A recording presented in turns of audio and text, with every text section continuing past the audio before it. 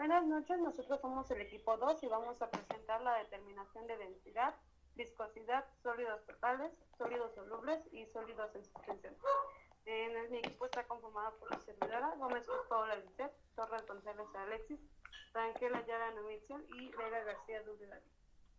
Bueno, primero vamos a ver lo que es el objetivo de la densidad, que es determinar la densidad de diferentes muestras en alimentos utilizando un pignómetro y determinar la densidad de diferentes muestras utilizando un lactodensímetro.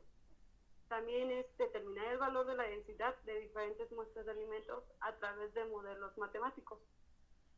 Bueno, los materiales reactivos, materiales es el pignómetro de 25 y 50 mililitros, densímetro, en su caso lactodensímetro, pipeta, cilindro graduado de 100 mililitros, Baker de 50, 100 y 250 mililitros, cilindro graduado de 10 mililitros, balanza analítica.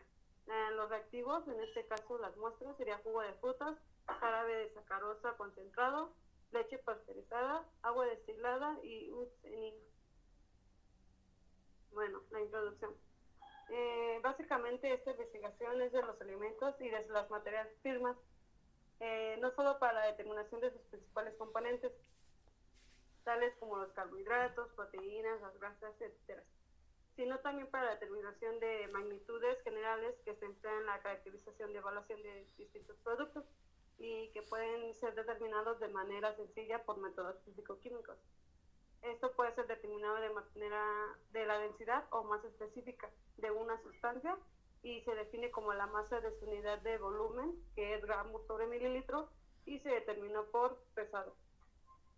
Bueno, el valor obtenido se expresa como índice adimensional conocido como densidad y matemáticamente se expresa como densidad 20 sobre 20, que es igual a PREP, donde 20 sobre 20 y la densidad relativa es a 20 centígrados, la densidad de alimento y la densidad de preferencia, que es generalmente agua.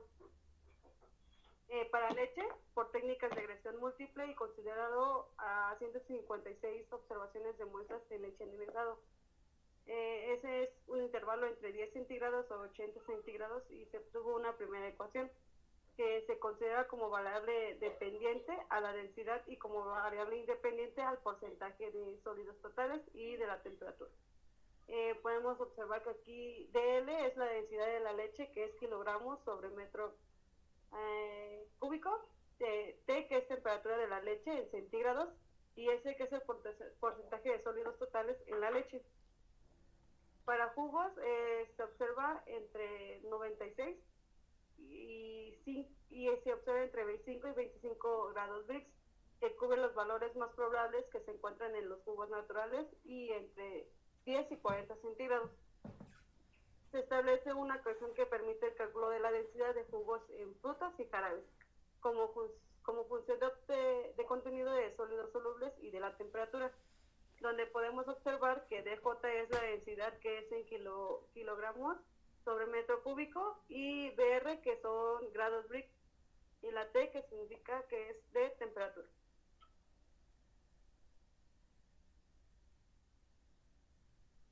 Bueno, yo les voy a hablar sobre la viscosidad y dentro de este tenemos dos principales objetivos, que es conocer el funcionamiento de dos viscosímetros y en este realizamos la calificación de tanto instalación como de operación de los mismos. Y como segundo tenemos que determinar experimentalmente la viscosidad de nuestras muestras y de fluidos, demostrando su confiabilidad. Como introducción, podemos definir que la viscosidad es una propiedad de un fluido, el cual nos da lugar a fuerzas que se oponen referente al desplazamiento relativo de unas capas adyacentes del mismo fluido. Y bueno, respecto a otras, tenemos que son fuerzas similares a las de cizalla de los sólidos y ambas proceden de las interacciones que pueden existir entre ciertas moléculas. Como materiales y reactivos tenemos un viscosímetro Brockfield y viscosímetro de bola. Tenemos también vaso de precipitado de 400 y 100 mililitros, pipetas de 10 mililitros, cronómetro, cilindro graduado de 100 y de 500 mililitros. Y dentro de nuestros reactivos podemos tener la acetona y pues obviamente muestras de alimentos. Dentro de nuestra metodología tenemos que medir 100 mililitros de la muestra suministrada por el profesor con un cilindro graduado. Como punto número 2 tenemos que vertir la muestra en un vaso de precipitado de 100 mililitros y tomar la temperatura. En el punto 3 tenemos que llenar hasta el aforo una pipeta graduada de 10 mililitros con nuestra muestra. Como número 4 tenemos que vertir la muestra en el viscosímetro de bola hasta rebosar, y bueno, colocar la bola de metal y cerrar el viscosímetro. Tenemos que regular con las válvulas nuestra salida de aire.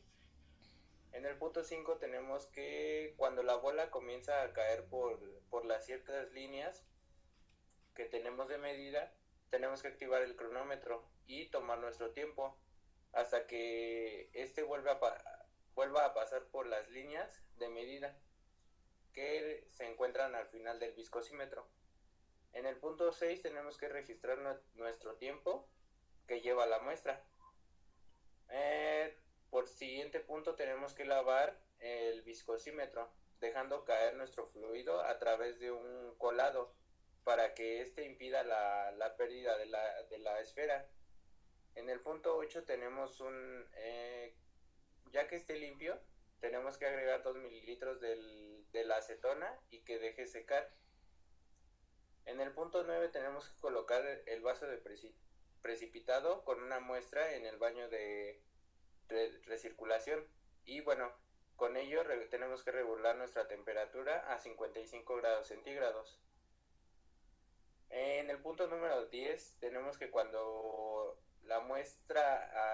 nuestra muestra alcance la temperatura deseada, tenemos que realizar el mismo procedimiento desde nuestro paso 1 y dejar secar.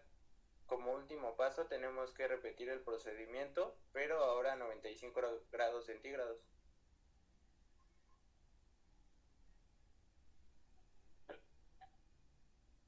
Bueno, yo voy a explicar sobre los sólidos totales y como introducción tenemos que el agua juega una función muy variada en los alimentos y esta es determinar su contenido en estos. Es muy importante por cuestiones de calidad, por cuestiones económicas y por algunas técnicas científicas.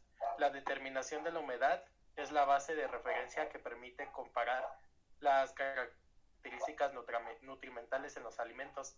Y además de que con esto, a través de su conversión a valores en base seca, o se puede expresar a base de humedad, y así se pueden determinar los sólidos totales que se encuentran en los alimentos. Para realizar esta práctica, los materiales son 3 crisoles de porcelana a peso constante, una pinza para crisol, una espátula, un mortero con pistilo, un baño María, un tripié, una tela de alambre con asbesto, 15 gramos de alimento a analizar, un equipo de balanza analítica y una estufa de secado. Lo que se tiene que hacer primero es que con el crisol a peso constante se tiene que marcar los crisoles por la parte de abajo con un lápiz, con el número de equipo y una letra. Por ejemplo, se puede hacer con 3A, 3B, 3C. El segundo paso es pesarlos en la balanza analítica y anotar el peso. El tercer paso es colocarlos durante 2 horas a 105 grados centígrados en la estufa. El cuarto paso es secarlos con unas pinzas y colocar en el desecador y esperar a que se enfríen. El número 5 es pesarlos nuevamente y anotar su peso. En el paso 6 tenemos que se tienen que colocar media hora más en la estufa y repetir los pasos 4 y 5 nuevamente. Si los pesos varían, se deben colocar otra media hora en la estufa hasta que alcancen un peso constante. Si ya no varían, ya en este momento se dejan en el secador y con esto pues ya podemos determinar cuántos o el peso, los sólidos totales que se encuentran en el alimento que en un principio analizamos. También los sólidos solubles. Como introducción es que la medición de los sólidos solubles junto a la acidez total representa uno de los principales análisis que se deben realizar durante el proceso de la elaboración de vinos de frutas y constituye la piedra angular del proceso de acondicionamiento del mosto, con el cual se logran las condiciones ideales de fermentación. Como se puede ver, principalmente se realizan estos análisis con el vino.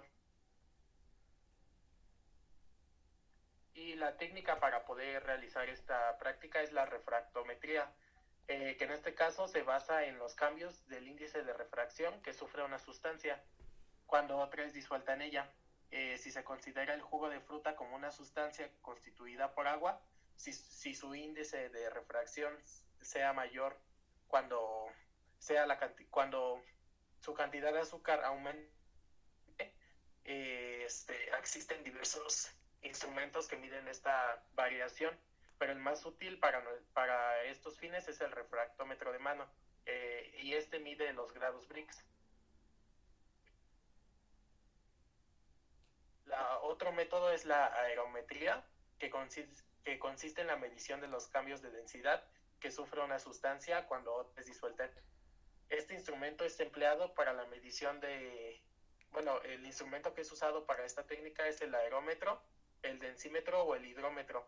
La lectura se realiza en el punto donde la superficie del líquido corta de la escala, que es dada generalmente como porcentaje de azúcar o grados Brix, como les había mencionado.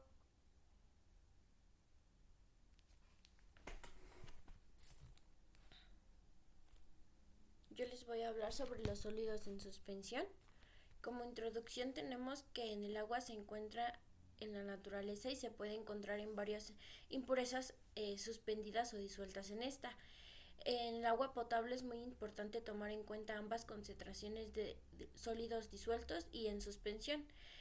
En la cuantificación de los niveles de impurezas, el término sólido en suspensión describe las partículas en suspensión presentes en una muestra de agua. Nuestro objetivo es determinar el contenido de sólidos en muestras de agua. Nuestro procedimiento de laboratorio es la preparación del filtro y se lavan 3 de .45 filtros con 20 a 30 mililitros de agua de ionización para remover cualquier sólido que haya quedado del proceso de fabricación. Se colocan los filtros en sus propios recipientes de aluminio, sacándolos por 30 minutos en un horno de 104 grados centígrados. Como paso 2 tenemos poner cada filtro en su propio recipiente de aluminio, sacar cada uno en un horno por 1 hora a 104 grados centígrados, enfriar el filtro y el recipiente de un desecador y pesar. Repetir este paso hasta obtener el peso promedio. Es importante mezclar la muestra completamente antes de comenzar la medición. Las partículas de tierra y sedimentos pueden salir de la suspensión subsiguientemente, dando resultados inexactos. Si no se mezcla la muestra de agua antes de sacar la alicuota por la medición, esta se debe realizar todas las medidas en tríplica. Antes de comenzar con el experimento, se lavan con cuidado todos los contenedores y los filtros. Y eso es todo. Gracias por su atención.